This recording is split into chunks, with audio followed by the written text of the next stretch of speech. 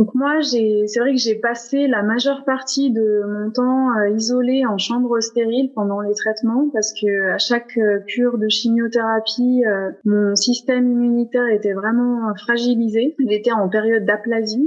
On était vraiment limité sur les visites. Enfin, j'avais pas le droit à beaucoup de visites, donc l'isolement était un peu difficile. Donc pour garder le moral, j'avais un petit peu décoré ma chambre. J'avais des objets, des photos qui créaient une ambiance sympathique parce que c'est vrai que l'ambiance hôpital c'est pas toujours évident. Surtout une chambre stérile, j'avais l'impression d'être dans un vaisseau spatial.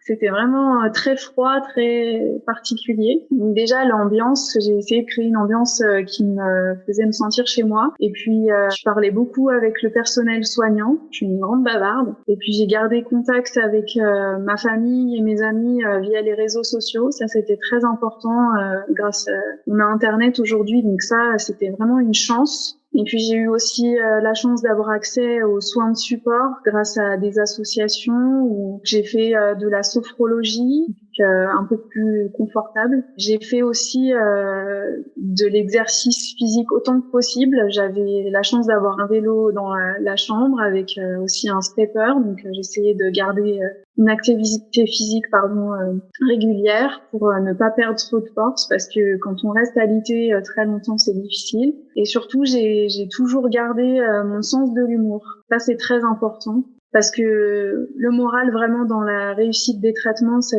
joue un grand rôle. Donc voilà, j'ai essayé de rester aussi positif que possible. Je lisais aussi des choses sur le développement personnel et puis je faisais un peu de méditation, j'écoutais de la musique. Voilà, toutes ces choses-là qui m'ont permis de garder un équilibre et de traverser cette période de traitement qui était longue et difficile, mais un peu plus sereinement.